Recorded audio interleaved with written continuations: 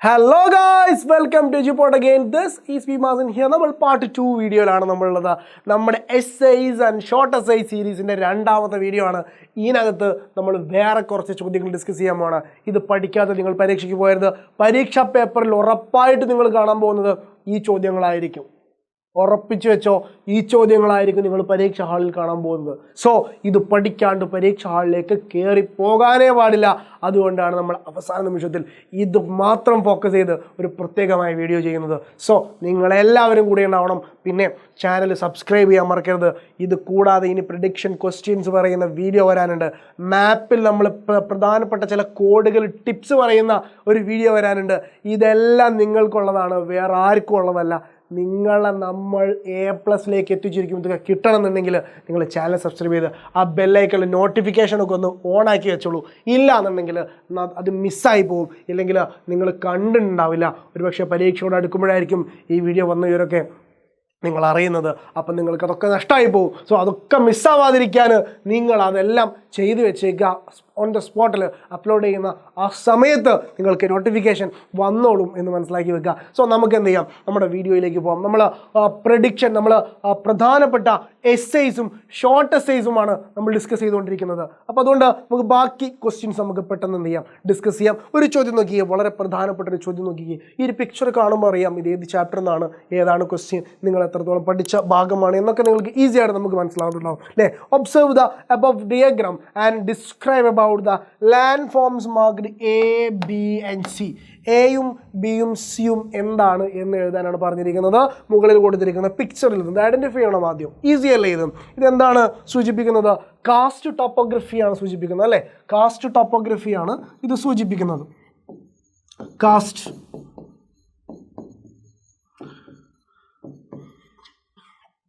ടോപ്പോഗ്രഫിയാണ്. Cast topography എന്ന് പറഞ്ഞു കഴിഞ്ഞാൽ നമ്മുടെ ഗ്രൗണ്ട് വാട്ടർ ക്രിയേറ്റ് ചെയ്യുന്ന, ഗ്രൗണ്ട് വാട്ടർ ഭൂമിയുടെ ഉൾഭാഗത്തുള്ള ഗ്രൗണ്ട് വാട്ടർ ക്രിയേറ്റ് ചെയ്യുന്ന നമ്മുടെ സ്വന്തം ഭൂവിഭാഗങ്ങളെയാണ്, ഭൂരൂപങ്ങളെയാണ് നമ്മളെന്ന് പറയുന്നത് കാസ്റ്റ് ടോപ്പോഗ്രഫി എന്ന് പറയുന്നത്. വെള്ളമാണ് ഇവിടെയും ഏജൻ്റായിട്ട് പ്രവർത്തിക്കുന്നത്, പക്ഷേ ഗ്രൗണ്ട് വാട്ടർ ആണെന്ന് മാത്രം, ഭൂമിയുടെ ഉള്ളിലൂടെ ഒഴുകുന്ന ജലമാണെന്ന് മാത്രം അല്ലേ. അപ്പോൾ ഇതേതൊക്കെയാണ് ഭാഗങ്ങൾ എന്നാണ് ചോദിച്ചിരിക്കുന്നത്. ഈ കുത്തനെ താഴേക്ക് നീണ്ടിരിക്കുന്ന ഈ ഭാഗം ഏതാണ്? ഇങ്ങനെ താഴെ മുട്ടിയിരിക്കുന്ന ഈ ഒരു ഭാഗം ഏതാണ്? അതേപോലെ തന്നെ സി ഇവിടെ ഒരു ഭാഗം, സോറി ഇവിടെ സി, ഇവിടെ സി ദിസ്, ഇത് സി ആണ്. ഈ ഒരു ഗുഹ പോലിരിക്കുന്ന ഒരു ഭാഗം ഏതാണ് എന്നാണ് ചോദിച്ചിരിക്കുന്നത്. ഈസിയാണ് അല്ലേ, ഈസിയാണ്. അപ്പോൾ തന്നെ ആൻസറൊക്കെ പറയുകയും ചെയ്തു. സോ അത് ഈസി ആയിട്ടുള്ള ഒരു ഭാഗമാണ്. നമുക്കത് എന്തൊക്കെയാണെന്ന് ആൻസറുകളൊന്ന് നോക്കാം. ഇവിടെ ഈ ഒരു പിക്ചറിൽ നിങ്ങൾക്ക് എല്ലാം ഈസി ആയിട്ട് കാണാൻ സാധിക്കും. ഇവിടെ മുകളിൽ നിന്ന് താഴേക്ക് തൂങ്ങി നിൽക്കുന്ന ഈ ഷേപ്പുകളെ നമ്മൾ വിളിക്കുന്ന പേരാണ് സ്റ്റാലക്ടൈറ്റ്. എന്താണ്? സ്റ്റാലക്ടൈറ്റ്. മേലെ ടൈ ചെയ്യുക. എന്താ ടൈ ചെയ്യുക എന്ന് പറഞ്ഞാൽ ഇംഗ്ലീഷിൽ ടൈ ചെയ്യുക. ടൈ എന്ന് പറഞ്ഞാൽ എന്താ? കെട്ടുക അല്ലേ. കെട്ടുക എന്നല്ലേ ടൈ ചെയ്യുക എന്നല്ല അർത്ഥം അല്ലേ. അപ്പോൾ മുകളിൽ നമ്മളിങ്ങനെ കെട്ടി വെച്ചതാണ് ഒരു സാധനം, മേലെ കെട്ടി വെച്ച് താഴേക്ക് തൂക്കിയിട്ടതാണ് എന്ന് സങ്കല്പിച്ചാൽ മതി.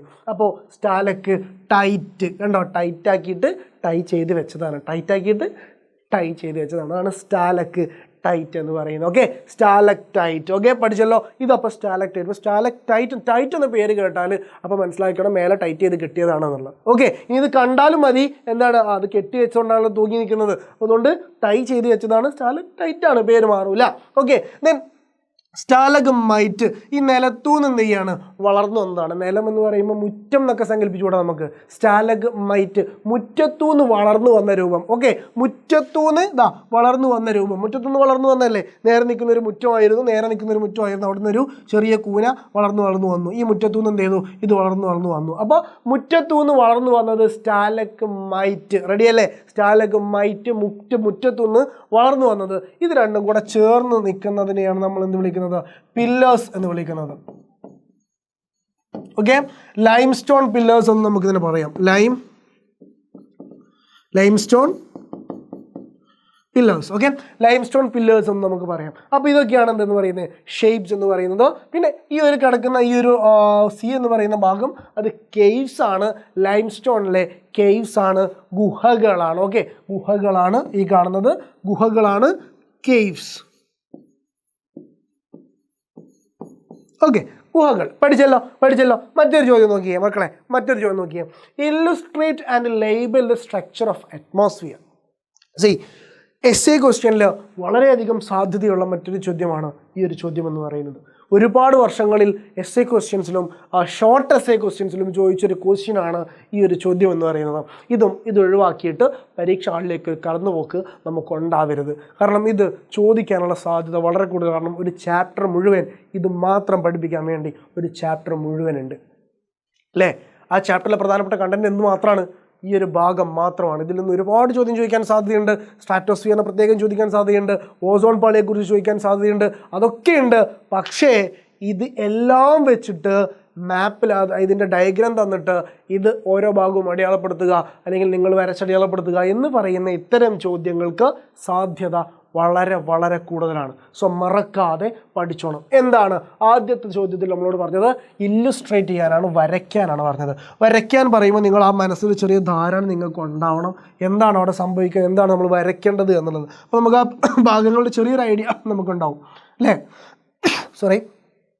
ചെറിയ ഐഡിയ നമുക്കുണ്ടാവും. ആദ്യം ഒരു ഭാഗമുണ്ട്, പിന്നെ ഒരു ഭാഗമുണ്ട്, അതിന് മേലൊരു ഭാഗമുണ്ട്, അതിന് മേലൊരു ഭാഗമുണ്ട്, പിന്നെ മേലെ ഇങ്ങനെ പോവുകയാണ്. അങ്ങനെ ഒരു ചെറിയ ധാരണ നിങ്ങൾക്ക് ഉണ്ടാവും. അപ്പോൾ ഏതാണ് ആ ഭാഗങ്ങൾ എന്നുള്ളതാണ് നമ്മൾ പിന്നെ എഴുതി കൊടുക്കേണ്ടത്. അതിനാണ് പ്രാധാന്യം. നിങ്ങൾ ആ ഭാഗങ്ങളുടെ പേരെഴുതുന്നതിനാണ്, അത് ആ ഓർഡറിൽ എഴുതുന്നതിനാണ് പ്രാധാന്യം. അതിൻ്റെ കൃത്യമായിട്ടുള്ള വലിപ്പമൊന്നുമല്ല അവിടെ അളക്കുന്നത്, ആ ഒരു പേര് കൃത്യമായിട്ടുള്ള ഓർഡറിൽ എഴുതുന്നതിനാണ് പ്രാധാന്യം.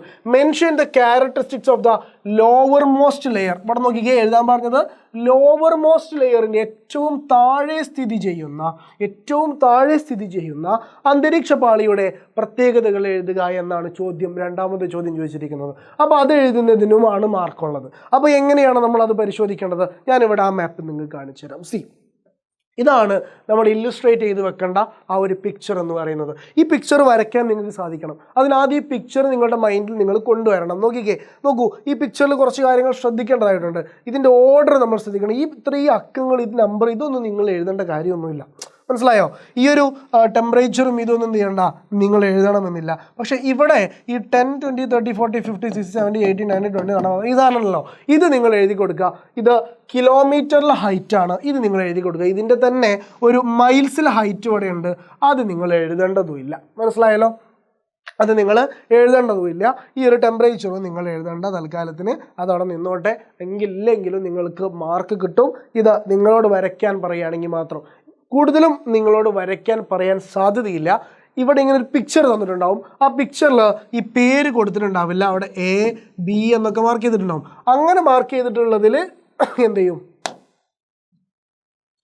ഞാൻ ഈ കളറൊന്ന് മാറ്റാം. അങ്ങനെ മാർക്ക് ചെയ്തിട്ടുള്ളതിൽ മാത്രം നിങ്ങൾ അതിൻ്റെ പേര് അവിടെ എഴുതി കൊടുക്കുക. എന്താണ് നിങ്ങളുടെ അടുത്ത് ഇങ്ങനെ ഇവിടെ C എന്നുണ്ടെങ്കിൽ ആ C എന്താണ്, ഇവിടെ B ആണെങ്കിൽ ആ B എന്താണ്, A ആണെങ്കിൽ A എന്താണ് എന്ന് എഴുതി കൊടുക്കുകയാണ് നമ്മൾ ചെയ്യേണ്ടി വരിക. സോ അങ്ങനെയാണെങ്കിൽ ഈസിയാണ്. ആ പേര് മാത്രം എഴുതിയാൽ മതി. അപ്പോഴും നമുക്ക് ഓർമ്മ വേണം, ഓരോന്നും എന്താണെന്ന് ഓർമ്മ വേണം. മനസ്സിലായല്ലോ? അപ്പോൾ നമ്മളോട് പറഞ്ഞത് ഏറ്റവും താഴെ നിന്ന് മേലേക്ക് നമ്മൾ ഓർത്തു പോകുമ്പോൾ നമ്മൾ ഓർത്ത് വെക്കേണ്ട ആദ്യത്തെ പേരാണ് ട്രോപ്പോസ്ഫിയർ. എന്താണ്? ട്രോപ്പോസ്ഫിയർ ആണ് ഒന്നാമത്തെ ആള്.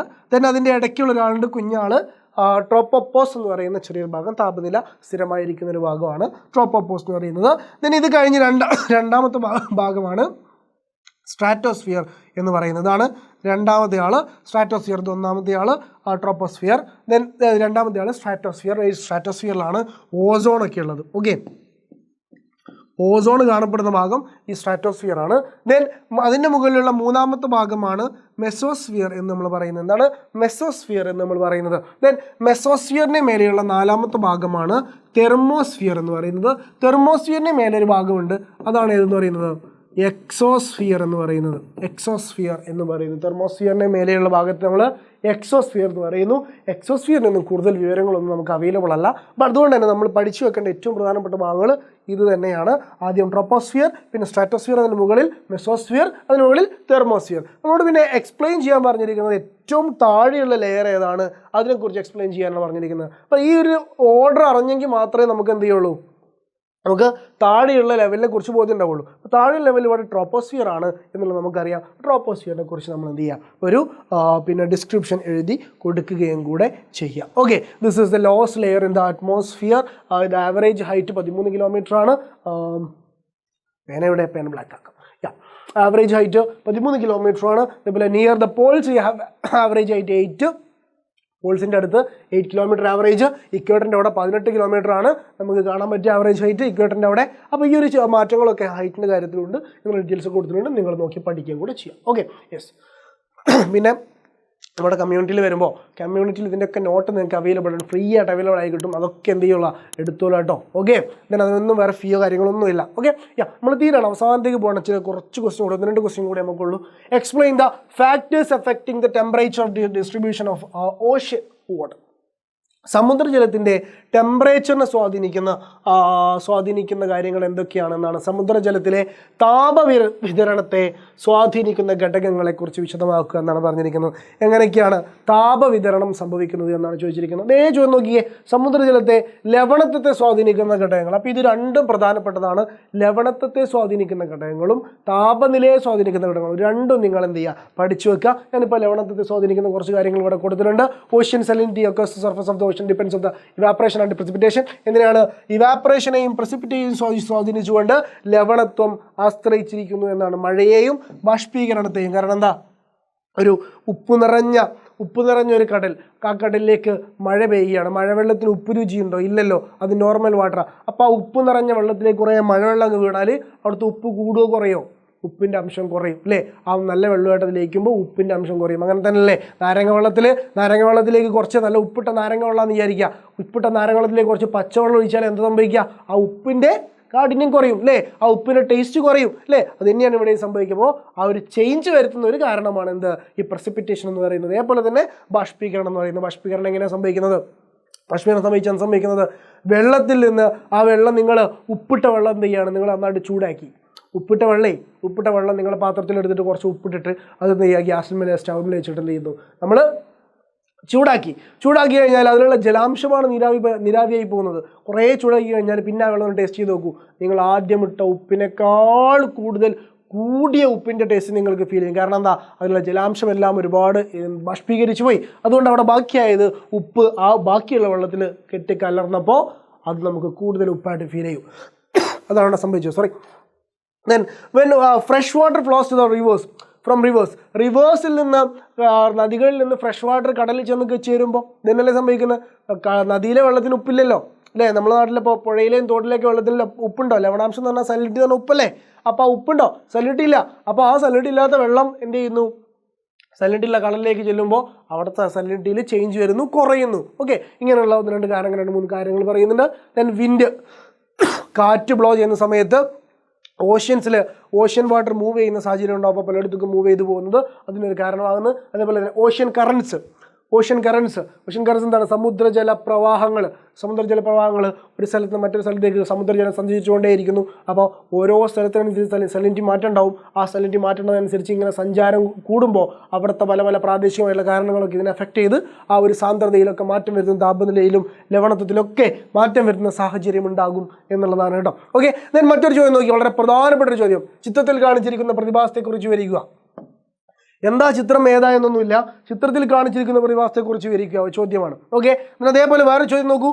ഇതേ പിക്ചർ വേറെ മോഡൽ തന്നതാണ് കേട്ടോ. നോക്കൂ, 2 തരം പ്രാദേശികവാദങ്ങളെക്കുറിച്ചുള്ള ചിത്രമാണ് ചുവടെ ചേർത്തിരിക്കുന്നത്. അവ ഏതൊക്കെയാണെന്ന് കണ്ടെത്തി ഒരു ലഘുകുറിപ്പ് തയ്യാറാക്കുക എന്നാണ് പറഞ്ഞിരിക്കുന്നത്. ഏതാണ് കാറ്റ് എന്ന് കണ്ടെത്തണം. ഞാനൊരു കാര്യം പറഞ്ഞുതരാം. ഈ പിക്ചർ ഇങ്ങനെ, ഈ പിക്ചറോ ഇത് ഇങ്ങനെയോ ഏത് രൂപത്തിൽ കണ്ടാലും നിങ്ങൾ ഉറപ്പിച്ചോണം ഇത് എന്തിനെക്കുറിച്ചുള്ളതാണ്. Land breeze and sea breeze. എന്താണ് land breeze and sea breeze? Okay, കടൽക്കാറ്റ്, കരക്കാറ്റ്, കടൽക്കാറ്റ്. ഓക്കെ, ഈ 2 കാര്യങ്ങളെക്കുറിച്ചാണ് എന്ത് ചെയ്യുന്നത്, ഇത് പറഞ്ഞിട്ടുള്ളത് എന്ന് അപ്പം മനസ്സിലാക്കുക. പിന്നെ ഇതിൻ്റെ സൂര്യൻ എവിടെ കൊടുത്തത്, ചന്ദ്രൻ എവിടെ കൊടുത്തത് എന്നൊക്കെ നോക്കിയിട്ട് അത് ലാൻഡ് ആണോ സീ ആണോ എന്ന് ഐഡൻറ്റിഫൈ ചെയ്യുകയും കൂടെ ചെയ്താൽ നമുക്ക് ഈസി ആയിട്ട് ആൻസർ ചെയ്യാനും പറ്റും. സോ ആൻസർ ഞാനിവിടെ കൊടുത്തിട്ടുണ്ട്. നമ്മളൊന്ന് ജസ്റ്റ് ഒന്ന് വായിച്ചു നോക്കിയാൽ ഈസി ആയിട്ട് അത് മനസ്സിലാക്കാൻ പറ്റും. ഡ്യൂറിങ് ദ ഡേ ടൈമിൽ സംഭവിക്കുന്നു. നോക്കൂ, അതെല്ലാം കൂടെ ഈസി ആയിട്ട് പഠിക്കാൻ ഞാനൊരു ചാർട്ട് കൊടുത്തിട്ടുണ്ട്. ഈ ചാർട്ട് ഞാനിവിടെ നിങ്ങൾക്ക് തരുന്നുണ്ട്. ഈ ചാർട്ട് നോക്കിയാൽ നിങ്ങൾക്ക് ഈസി ആയിട്ട് ഞാനൊന്ന് മാറി നിൽക്കാം. നിങ്ങൾക്ക് ജസ്റ്റ് ഒന്ന് സ്ക്രീനിലേക്ക് ശ്രദ്ധിച്ചിട്ട് ആ ചാർട്ടിലുള്ള കാര്യങ്ങളെല്ലാം പെട്ടെന്നൊന്ന് മൈൻഡിലേക്ക് എത്തിക്കാവുന്നതാണ്. നോക്കൂ, കാറ്റ് എന്നുള്ളൊരു കോളം കൊടുത്തിട്ടുണ്ട്. നമുക്കുള്ള പ്രധാനമായിട്ടും പഠിക്കാനുള്ള 4 കാറ്റുകളുണ്ട് അല്ലേ? സീസണൽ വിൻഡിൽ 4 കാറ്റുകളുണ്ട്. കടൽക്കാറ്റ്, കരക്കാറ്റ്, താഴ്വരക്കാറ്റ്, പർവ്വതക്കാറ്റ്. ആ കാറ്റ്, കടൽക്കാറ്റ് സംഭവിക്കുന്നത് കടലിൽ ഉച്ചമർദ്ദ മേഖല എവിടെയാണ് എന്നാണ് കൊടുത്തിരിക്കുന്നത്. ന്യൂനമർദ്ദ മേഖല എവിടെയാണെന്നാണ് കൊടുത്തിരിക്കുന്നത്. അത് ഏത് സമയത്താണ് സംഭവിക്കുക എന്നും കൊടുത്തിട്ടുണ്ട്. കടൽക്കാറ്റ് സംഭവിക്കുക കടലിൽ ഉച്ചമർദ്ദമാകുമ്പോഴാണ്. കാണുന്നുണ്ടല്ലോ നിങ്ങൾ, കടൽക്കാറ്റ് സംഭവിക്കുക കടലിൽ ഉച്ചമർദ്ദമാകുമ്പോഴാണ്. അതേപോലെ കരയിൽ ന്യൂനമർദ്ദമായിരിക്കുമ്പോഴാണ് എന്താ സംഭവിക്കുക? കടലിൽ നിന്ന് കരയിലേക്ക് കാറ്റ് വീശുകയാണ് ചെയ്യുന്നത്. ഇത് സംഭവിക്കുന്നത് പകൽ സമയത്താണ്. എപ്പോഴും കാറ്റ് വീശുക ഉച്ചമർദ്ദമുള്ള പ്രദേശത്ത് നിന്ന് ന്യൂനമർദ്ദമുള്ള പ്രദേശത്തേക്കായിരിക്കും എന്ന് ഓർത്ത് വെക്കുക. കരക്കാറ്റ് സംഭവിക്കുക അത് രാത്രി സമയത്താണ് സംഭവിക്കുക. അവിടെ കരയിലാണ് ഉച്ചമർദ്ദം. അതുകൊണ്ട് കരയിൽ നിന്ന് കടലിലേക്ക്, ന്യൂനമർദ്ദമുള്ള കടലിലേക്ക് കാറ്റ് വീശുന്നു. ഇനി താഴ്വരക്കാറ്റിലേക്ക് വരികയാണെങ്കിൽ താഴ്വരക്കാറ്റ് സംഭവിക്കുന്നത് പകൽ സമയത്താണ്. പകൽ സമയത്ത് താഴ്വരയിൽ ഉച്ചമർദ്ദമായിരിക്കും, പർവ്വത പ്രദേശത്ത് ന്യൂനമർദ്ദവുമായിരിക്കും. അതുകൊണ്ട് താഴ്വരയിൽ നിന്ന് പർവ്വത പ്രദേശത്തേക്ക് കാറ്റ് വീശുകയാണ് സംഭവിക്കുന്നത്. പർവ്വതക്കാറ്റ് പർവ്വതത്തിലാണ് ഉച്ചമർദ്ദം ഉണ്ടാവുക. അപ്പോൾ പർവ്വതത്തിൽ നിന്ന് താഴ്വരയിലേക്കാണ് കാറ്റ് വീശുക. അത് രാത്രിയാണ് സംഭവിക്കുക. ഇത് പെട്ടെന്നൊന്ന് ഓർത്തു വെക്കുക. ഇതിൻ്റെ കാരണങ്ങൾ കൃത്യമായിട്ട് ഞാനിവിടെ എഴുതിയിട്ടുണ്ട്. എങ്ങനെയാണ് മർദ്ദം കുറയുന്നത്, എങ്ങനെയാണ് മർദ്ദം കൂടുന്നത് എന്ന് കൃത്യമായിട്ട് എഴുതിയിട്ടുണ്ട്. ആ മർദ്ദം കൂടുന്നതിനും കുറയുന്നതിനനുസരിച്ച് കാറ്റ് അങ്ങോട്ടും ഇങ്ങോട്ടും മാറി വീശുന്ന പ്രതിഭാസമാണ് കടൽക്കാറ്റും കരക്കാറ്റും എന്ന് പറയുന്നത്. Okay, yes. അപ്പോൾ ഇത്രയും കാര്യങ്ങളാണ് നമ്മൾ ഡിസ്കസ് ചെയ്യുന്ന ഏറ്റവും പ്രധാനപ്പെട്ട ചോദ്യങ്ങളിലൂടെ നമ്മൾ കടന്നുപോയി. ഈ ചോദ്യങ്ങൾ നിർബന്ധമായിട്ട് എൻ്റെ മക്കൾ പഠിക്കണം, സൂപ്പറായിട്ട് പഠിക്കണം. ഈ ചോദ്യങ്ങൾ പഠിച്ച് നിങ്ങൾ പരീക്ഷ ഹാളിൽ ഏറ്റവും പെർഫെക്റ്റ് ആയ ഒരു കുട്ടിയായിട്ട് വേണം പരീക്ഷ ഹാളിൽ കയറാൻ. ഈ ചോദ്യങ്ങളില്ലാതെ പരീക്ഷ ഹാളിലേക്ക് പോകുമ്പോൾ നിങ്ങൾക്ക് ടെൻഷൻ ഉണ്ടാവും, പേടിയുണ്ടാവും. പക്ഷേ ഈ ചോദ്യങ്ങൾ പഠിച്ചിട്ട് പോവുകയാണെങ്കിൽ നോ പ്രോബ്ലം. ഇനിയും ചോദ്യങ്ങൾ വരാനുണ്ട്. കൂടുതൽ ചോദ്യങ്ങൾ മാത്രം ഞാൻ തരാനുണ്ട്. ആ ചോദ്യങ്ങളിലേക്കൊക്കെ നിങ്ങൾ കയറണം. അടിപൊളിയായിട്ടത് കംപ്ലീറ്റ് ചെയ്യണം. നമ്മുടെ പരീക്ഷ നമുക്ക് തകർക്കണം. മാപ്പിൻ്റെ വീഡിയോകൾ വരാനുണ്ട്. എല്ലാം നിങ്ങൾക്ക് വേണ്ടി കാത്തിരിക്കുന്നുണ്ട്. സോ ചാനൽ സബ്സ്ക്രൈബ് ചെയ്യാൻ മറക്കരുത്, ലൈക്ക് ചെയ്യാൻ മറക്കരുത്, നല്ല നല്ല കമൻസുകൾ താഴെ ഇടാൻ മറക്കരുത്. So stay tuned. നമുക്ക് വീണ്ടും കാണാം. This is me Mazin signing off.